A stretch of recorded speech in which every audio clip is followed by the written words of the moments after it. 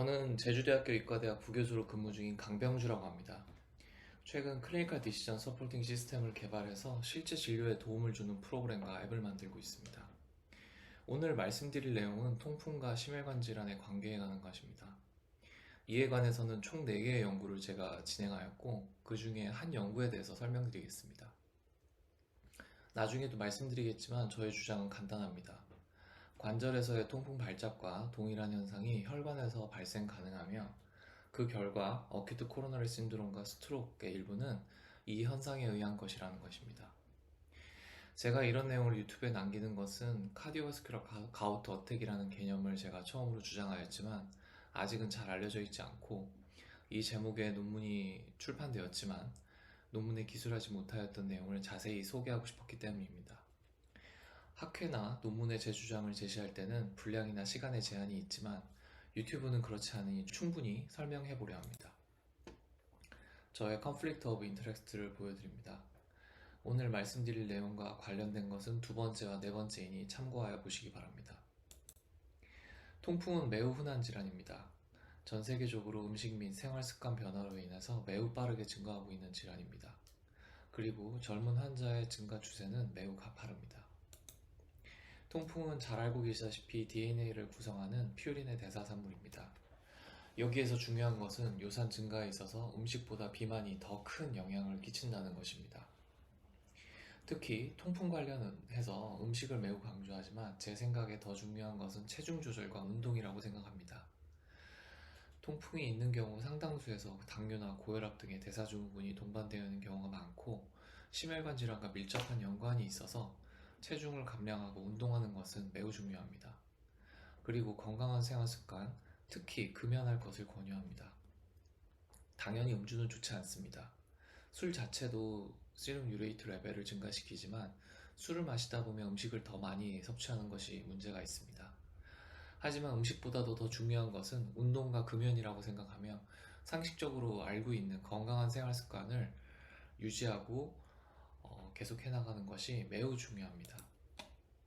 비만이나 음식으로 인해서 퓨린의 대사가 많아져 유릭엑시드가 증가하든지, 혹은 신장 기능의 저하로 유릭엑시드의 배출이 저하되어서 요산이 증가되든지, 요산 수치가 6mg/dL 이상으로 증가하면 MSU 크리스탈로 결정화됩니다. 이때 온도, acidity 등 여러가지 요소가 MSU 크리스탈의 형성에 영향을 끼칩니다. 알려진 바로는 이와 같은 최적의 조건이 발이라고 알려져 있습니다. 상황에 따라서 기준이 다르겠지만 일반적으로 이야기하는 이 요산 수치 6mg/dL라는 수치 이하로 혈중 요산을 낮춘 경우 MSU 크리스탈은 녹습니다. 마치 소금물의 농도를 높이면 소금 결정이 만들어지고, 여기에 물을 넣어서 농도를 낮추면 소금 결정이 사라지는 것과 같습니다. 그런데 이 MSU 크리스탈은 우리 몸에서 그냥 노출되어 있지 않습니다. 일반적으로 MSU 크리스탈에 대해서 여러 세포와 조직이 둘러싸게 되는데 이것을 토파이라고 합니다. 저는 이것에 대해서 마치 캡슐 안에 들은 약재를 보호하듯이 주변을 마크로파지와 자이언트 셀이 둘러싸고 있습니다. 제 추측으로는 우리 몸이 염증을 유발하는 MSU 크리스탈에 대해서 염증이 지속되면서 마크로파지와 자이언트 셀 등의 여러 염증 세포와 염증의 결과물들이 둘러싸면 MSU 크리스탈은 가우트 어택 같은 심한 염증을 유발하지 못하는 상태가 되는 것으로 추정하고 있습니다. 다만 얼마나 잘 둘러싸느냐에 따라서 크로닉 인플라메이션의 그레이드가 결정된다고 저는 이해했습니다. 하지만 이와 같이 심한 염증이 유발되지 않도록 MSU 크리스탈이 이렇게 둘러싸여져 있다가 특정 상황, 세럼 유레이트 레벨이 급격하게 변화되는 그런 상황이나 혹은 트라우마 등 여러 가지 원인에 의해서 프리폼에 MSU 크리스탈이 노출이 되면 우리가 알고 있는 통풍 발작의 그 심한 염증이 유발됩니다.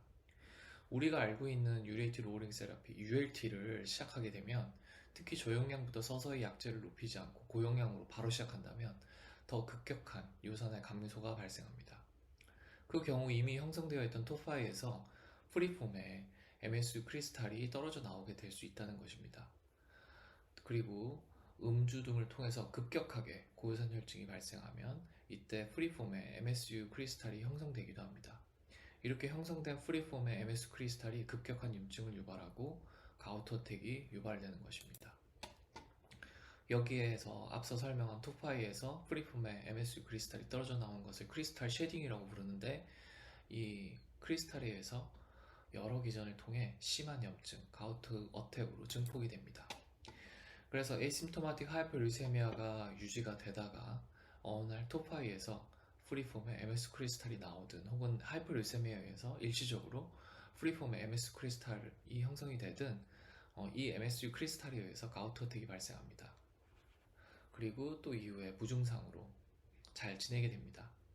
이 시기가 토파이는 있지만 주변의 염증세포와 염증에 의한 파이브로바스큘라 존이 둘러싸서 프리폼의 MSU 크리스탈에 의한 가우트 어택이 발생하지 않고, 하이퍼유세미아가 누적되고 프리폼의 MS 크리스탈이 노출되는 빈도가 늘다가 어느 날 가우트 어택이 발생하게 되고, 그 빈도는 점차 증가하게 됩니다.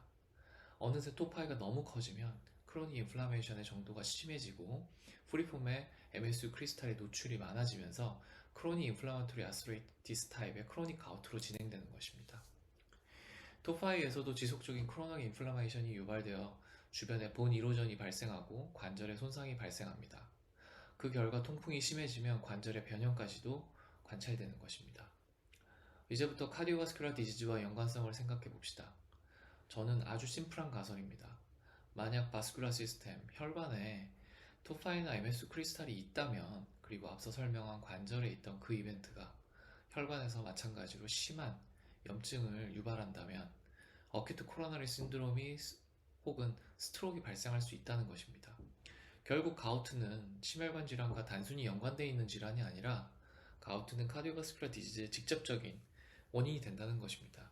마치 LDL이 높으면 이런 심혈관 질환이 잘 생기는 것처럼, 요산이 높을수록 카디오바스큘라 디지즈의 빈도가 증가된다는 것은 너무 잘 알려져 있습니다. 너무 많은 연구가 있어서 혹시 궁금하신 분들은 구글에 가우트와 카디오바스큘라 디지즈를 검색하면 너무나도 잘 알게 되실 것입니다. 통풍에서 듀얼 에너시티의 진단적인 효용성은 잘 알려져 있고, 그래서 진단 다이그노스틱 크라이테리아에 포함이 되어 있습니다. 이 연구에서 보시면 혈관에 듀얼 에너시티를 촬영한 두 연구입니다. 흉부의 아orta를 보시면 MS 크리스탈의 시그널이 이렇게 확인이 됩니다. 이것이 폴스 포지티브일 수 있기 때문에 배출된 블레더 스톤을 다시 듀얼 NCT를 촬영을 하였고, MS 크리스탈의 시그널이 관찰되었으며, 이 부분을 추가 분석을 통해서 이 시그널이 MS 크리스탈임을 확인을 하였습니다. 이 연구 결과 88%의 통풍 환자에서 혈관의 MS 크리스탈의 시그널이 듀얼 NCT 상에서 관찰되었습니다.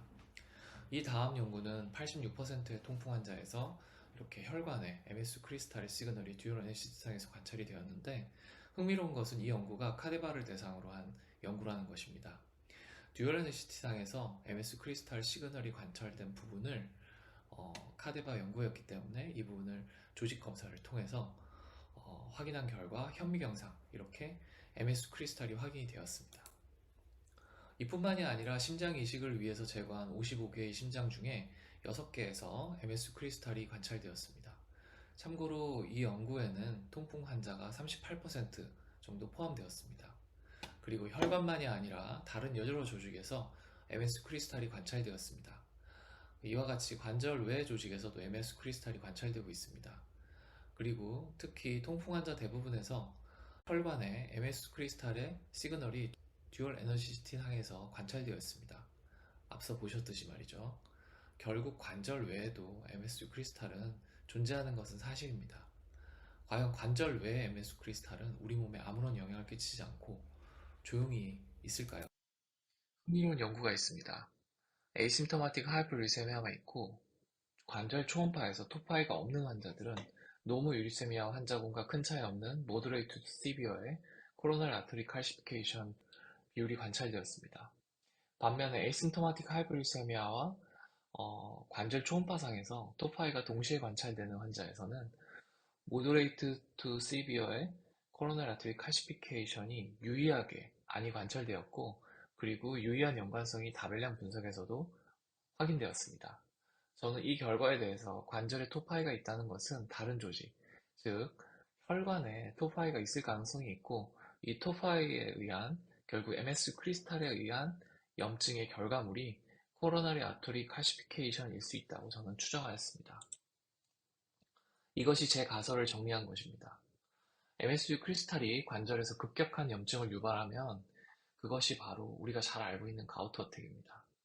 그리고 토파의 형태로 만성 염증을 유발해서 관절이 변형이 오고 하는 것이 크로닉 가우트입니다. 그리고 이 MSU 크리스탈이 카디오바스쿨러 시스템에 있어서 그 혈관에서 가우트 어택이 발생하고 심한 염증이 발생하면 그게 어큐트 코로너리 신드롬일 수 있다는 것입니다.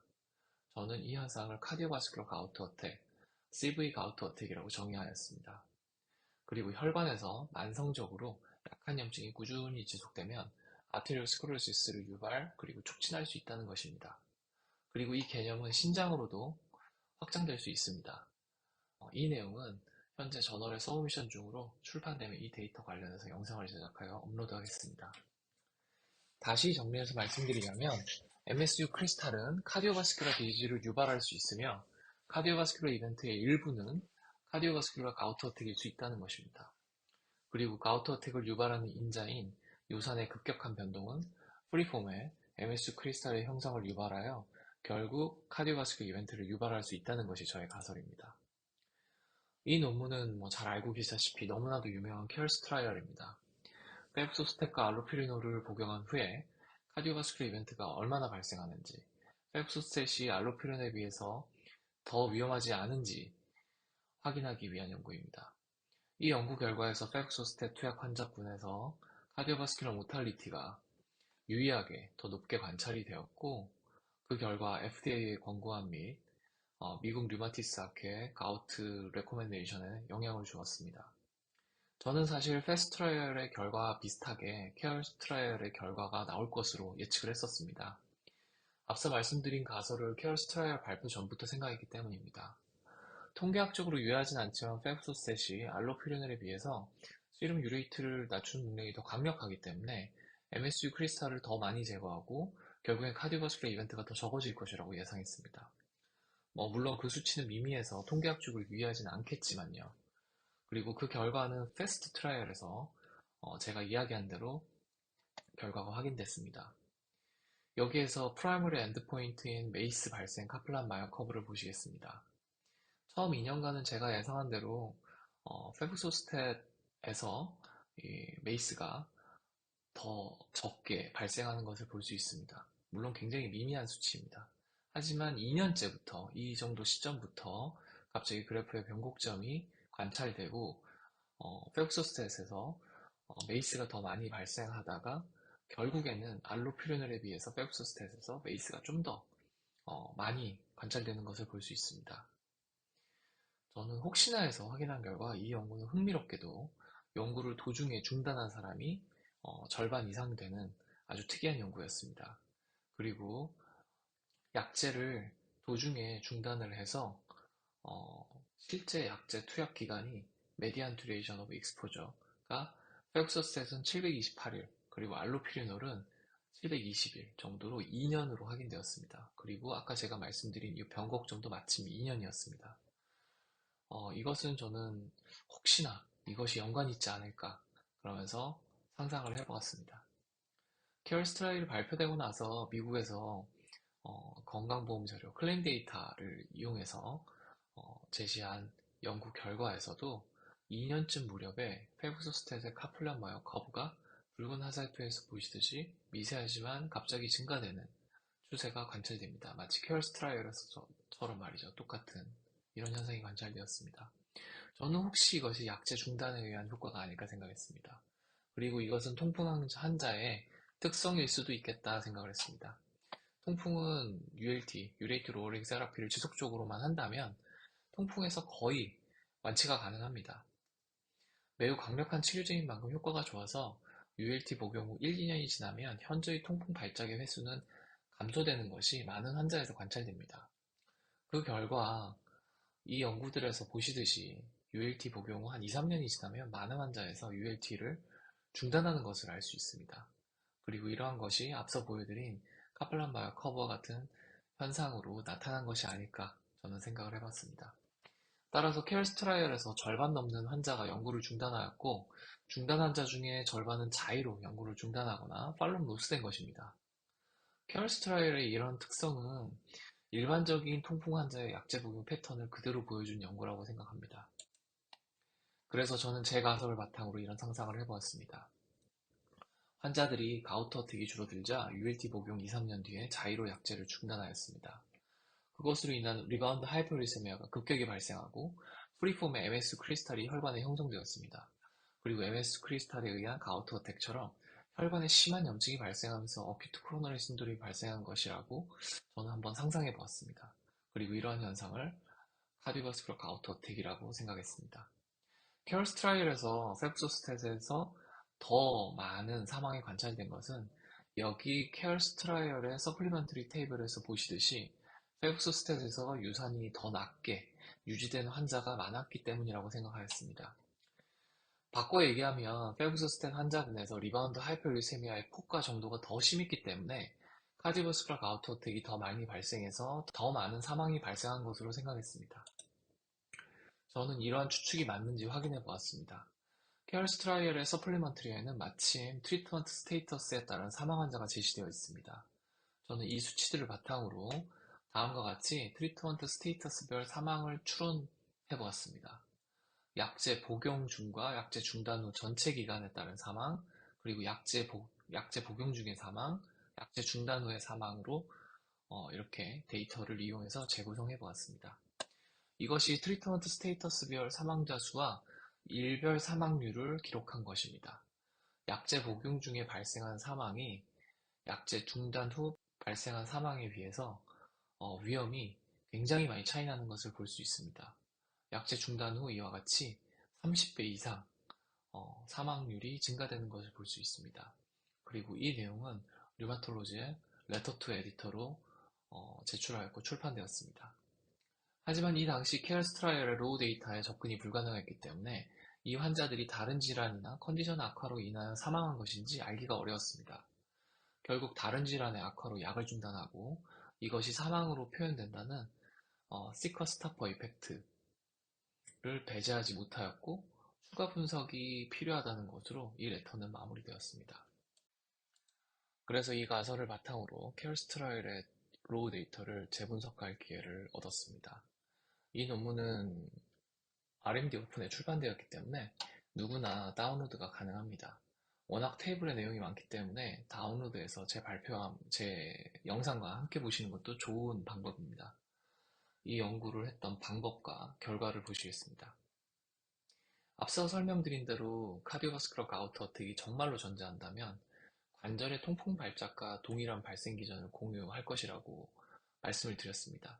그리고 이 생각이 옳다면 가우트 어택이 발생할 때 카디오바스큘러 가우트 어택도 이렇게 증가할 것이라는 생각을 했습니다. 그래서 정말 제 생각이 맞다면 ULT를 시작하는 시점에 카디오바스큘러 이벤트가 증가할 것입니다. 왜냐하면 ULT를 시작할 때는 그 직전에 가우트 어택이 있었고 가우트 어택을 근거로 해서 ULT 투약을 결정하였을 것이기 때문입니다.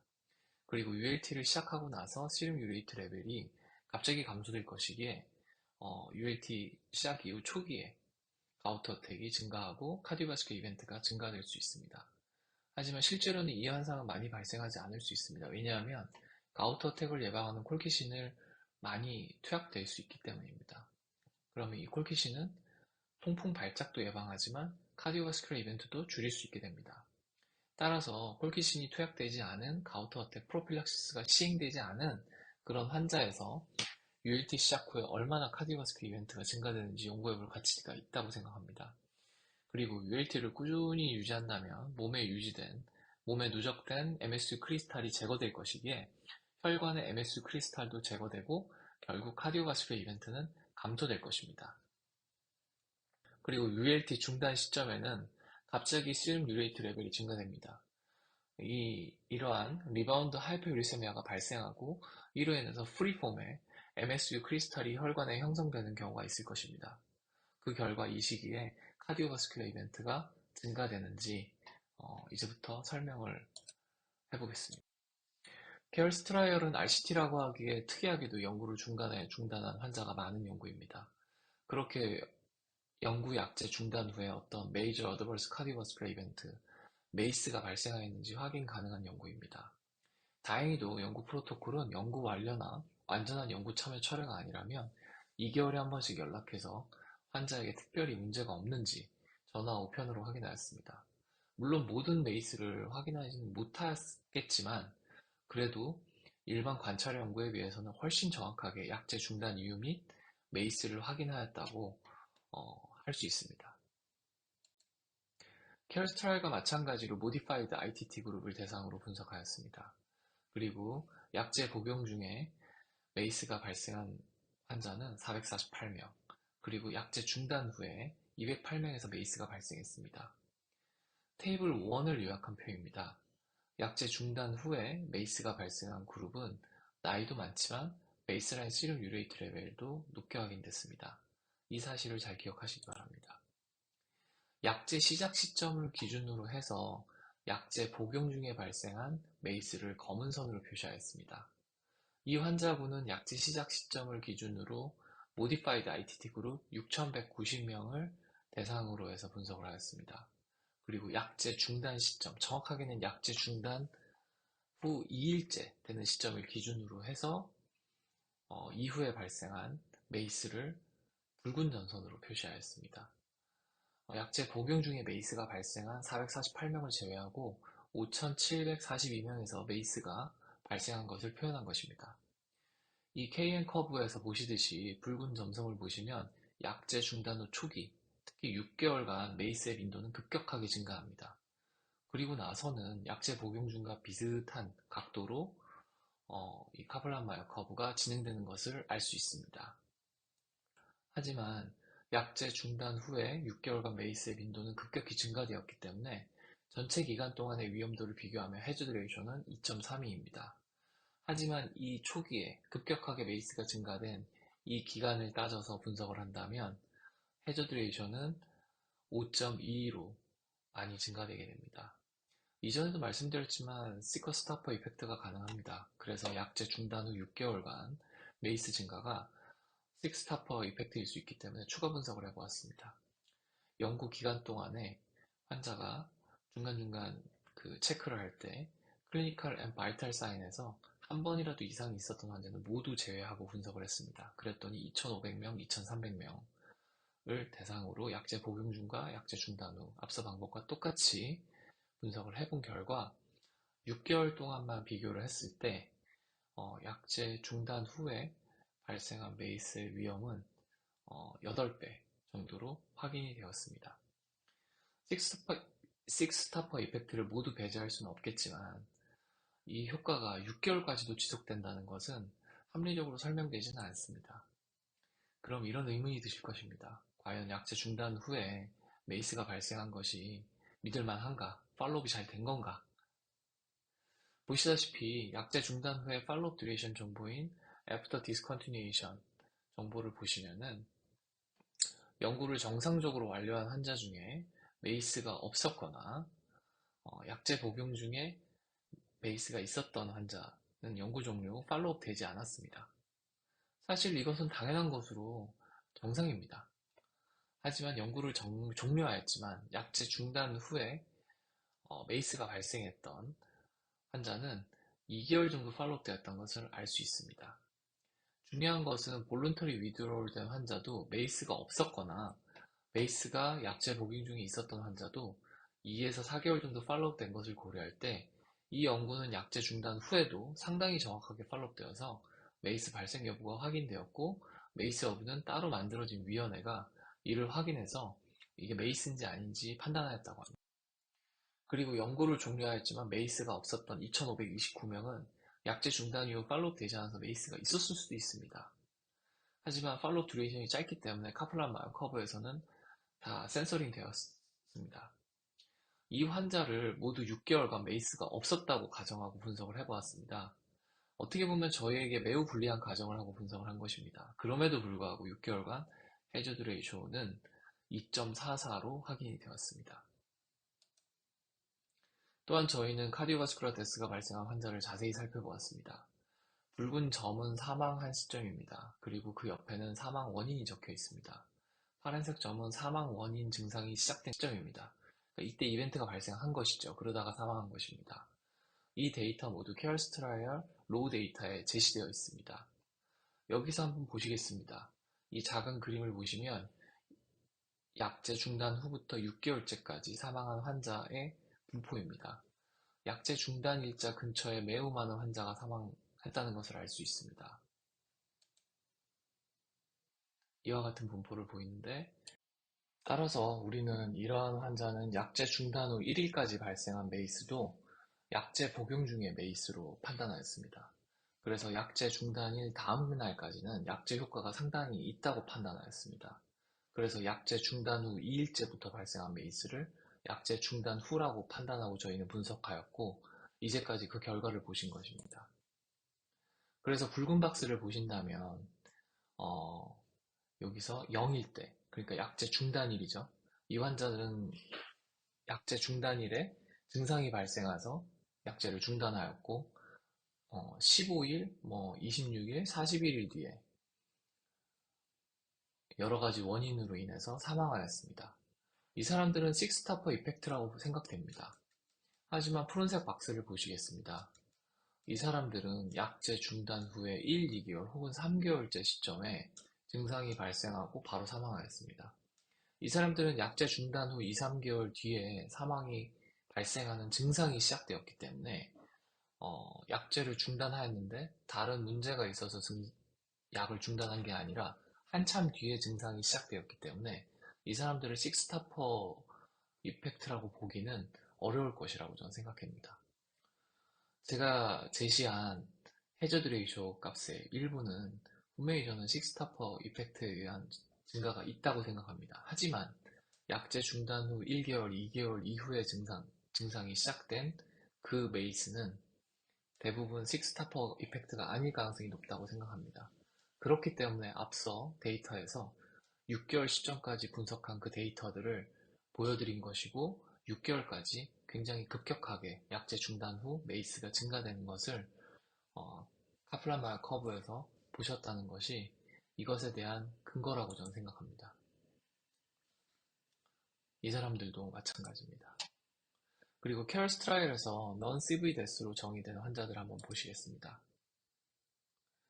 이 환자들에서 자세히 보시면 카디악 어레스트가 있습니다. 그리고 이런 데스 같은 경우에 어떻게 보면은 서든 데스라고 볼 수 있습니다. 바로 증상 발생하고 사망을 바로 하였으니까요. 그 이후 기간에도 이러한 결과가 관찰이 됩니다.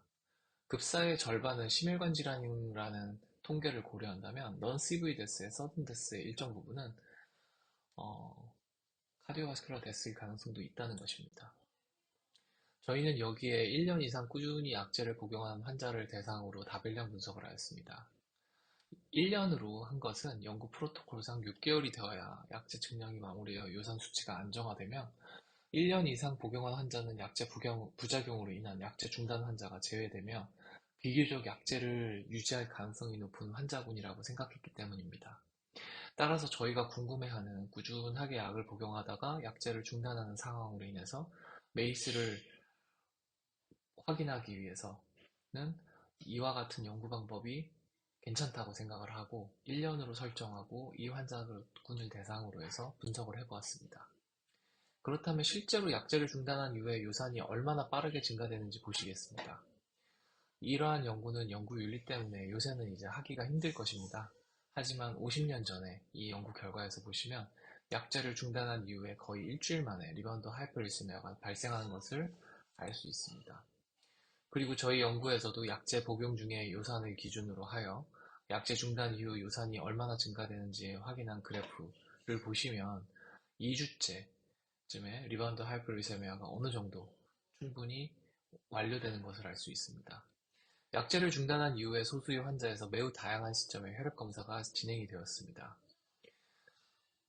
따라서 이 환자들에서 측정된 요산 수치만으로 다별량 분석을 시행하게 되면 일부 환자만을 가지고 분석하는 것이기 때문에 결과를 얻는 데 한계가 있다고 생각했습니다. 그래서 많은 환자를 포함하기 위해서 고민 끝에 약제 시작 전의 요산 수치, 베이스라인의 요산 수치가 결국은 약제를 중단한 다음에 요산 수치와 비슷할 것이다 라는 어떻게 보면은 수많은 의사들의 임상적인 경험을 바탕으로 해서 이 두 값은 비슷할 것이다. 따라서 이 리바운드 하이퍼유리세미아의 정도는 어떻게 보면은 약제를 복용하기 전의 유산 수치와 약제 복용 후의 유산 수치 차이값과 리바운드 하이퍼유리세미아 값이 같을 것이다 라는 생각을 하였고, 이 차이값을 change from baseline uric acid로 설정을 하였습니다. 그러니까 연구 도중에 대략 3.8, 3.1 이 정도로 두 분에서 요산이 감소됐다고 보시면 됩니다. 이를 변수로 해서 약제 중단 후에 메이스에 대한 다별량 분석을 한 결과 change from baseline uric acid가 1 증가할 때마다 해주 데이션은 1.14로 확인이 되었습니다. 하지만 재미있는 것은 change from baseline uric acid를 약제 복용 중의 메이스에 대한 다별량 분석 결과는 해주 데이션은 0.99로 확인됐습니다. 똑같이 케어스 트라이얼에 포함된 환자군을 대상으로 약제 복용 중과 중단 이후 시점의 메이스를 분석하는 것에 따라서 같은 변수를 이용해서 분석했는데도 불구하고 이 메이스와의 연관성이 바뀌는 것을 관찰한 것입니다. 여기까지가 케어스 트라이얼 재분석에 대한 이야기입니다. 그렇다면 아주 비슷한 패스트 트라이얼에 대한 이야기를 해보겠습니다. 패스트 트라이얼이 케어스 트라이얼과 매우 비슷하지만 제가 생각하기에 두 가지 다 중요한 다른 점이 있습니다. 케어스 트라이얼과 달리 패스트 트라이얼은 3분의 1 정도만 과거 카디오바스큘라 디지즈를 경험했다는 것입니다. 그리고 이 연구는 유럽에서 진행되었기 때문에 퍼블릭 헬스 시스템을 바탕으로 연구를 도중에 중단한 비율이 케어스 트라이얼에 비해서 매우 낮다는 것입니다. 결과를 보시면 페프토스탯의 카플라마이어 커브는 알로피리놀에 비해서 약간 낮은 것이 관찰되며 올코즈 데스도 마찬가지입니다. 하지만 어차피 통계학적으로 유의한 차이는 아니지만 이러한 결과는 케어스 트라이얼과 다른 양상입니다. 통계학적으로 유의하지 않으니 같은 것 아니냐고 할 수 있겠지만 어쨌든 패스트 트라이얼에서는 페프토스탯이 약간 더 알로피리놀에 비해서 좋은 예후를 보여주고 케어스 트라이얼에서는 페프토스탯이 더 나쁜 예후를 보여주었습니다. 그리고 이것은 앞서 보여드린 대로 케어스 트라이얼과 달리 팔로우 로스 비율이 5% 정도로 약제를 꾸준히 복용한 사람의 비율이 케어스 트라이얼에 비해서 훨씬 높기 때문이 아닐까 저는 생각했습니다. 그래서 저는 이전 보여드린 약제 복용 기간과 사망자 발생 시점을 이용해서 케어스 트라이얼과 마찬가지로 데이터를 재구성해 보았습니다. 이것은 패스트 트라이얼의 테이블 2와 테이블 4만을 이용해서 재구성한 것입니다. 패스트 트라이얼의 로우 데이터를 이용한 연구가 아니어서 매우 아쉽습니다. 저도 저의 리바운드 하이퍼룰세미아가 메이스를 유발하는지 패스트 트라이얼의 데이터를 이용해서 확인하고 싶지만 이 연구를 패스트 트라이얼을 진행한 팀에서는 허락해주지 않았습니다. 저희와 동일한 방법으로 이 패스트 트라이얼의 로우 데이터를 이용해서 연구를 진행해 주실 기회가 있으시다면 꼭 좀 부탁드립니다. 패스트 트라이얼의 로우 데이터는 심지어 퍼블릭 헬스 시스템이 잘 되어 있어서 약제 중단 후의 아웃컴이나 요산 수치 등 데이터가 더 많을 것이라 추측됩니다. 어쨌든 저희는 약제 복용 중과 복용 후에 약제 중단 후에 사망을 비교한 결과 알로피리놀은 5배 정도, 페프토스탯은 10배 정도 약제 중단 후에 사망이 증가되는 것이 관찰되었습니다. 그리고 카디오바스큘라 데스도 마찬가지로 페프토스탯에서 약제 중단 후 사망 위험이 더 증가되는 것이 관찰되었습니다. 잘 아시다시피 케어스 트라이얼과 패스트 트라이얼은 매우 다른 결과를 보여주고 있습니다. 하지만 두 연구 모두 약제 복용 중보다 약제 중단 후에 사망은 페프토스탯 투약 그룹에서 더 많이 관찰되고 있습니다. 제 주장이 과도한 주장일 수 있습니다. 이를 확인하기 위해서는 이제까지 진행된 알로피리놀과 페프토스탯 관련 연구에서 약제를 복용하다가 연구를 정상적으로 종료 혹은 자의 중단으로, 그러니까 다른 질환의 악화로 중단한 게 아니라 그냥 중단한 사람들의 아웃컴을 확인하는 것이 중요합니다. 패스트 트라이얼을 재분석한다면 매우 좋겠지만 다른 연구에서라도 이를 확인하는 것이 필요합니다. 요약해 보겠습니다. 케어스 트라이얼의 데이터를 재분석한 결과 약제 중단 후 초기 6개월에 메이스는 급격히 증가하고 이후에는 약제 복용 중과 동일한 비율로 발생합니다. 그리고 약제 중단 후의 메이스는 요산의 변동과 연관이 있었다는 것이 오늘 말씀드린 내용의 핵심입니다. 가우트는 관절에만 발생하는 질환으로 생각하여 통풍 발작이 줄어들면 많은 환자가 ULT를 중단한다는 것이 알려져 있습니다.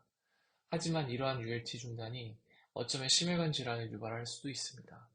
제가 저널들의 서브미션 중이라서 보여드릴 수는 없지만 CKD 프로그레션과 메이스 감소에 ULT를 꾸준히 유지하는 것이 유리하다는 데이터를 확인하였습니다. 이를 고려할 때 가우트는 관절 질환이 아니라 시스테믹 디지즈일 가능성이 높으며 필요한 경우 고혈압약과 당뇨약처럼 꾸준히 ULT를 유지하는 것이 CKD 프로그레션이나 카디오바스큘라 이벤트를 줄이는 데 유리하다고 저는 생각합니다. 어쩌면 향후에는 ULT를 시작할 때 저용량으로 천천히 의사를 낮추는 것에 대한 연구와 콜키신의 저용량 장기 유지요법 등에 대한 추가 연구가 필요할 것이라고 생각합니다. 이상 들어주셔서 감사합니다. 언제든지 궁금한 점이 있으시면 메일로 연락 부탁드립니다.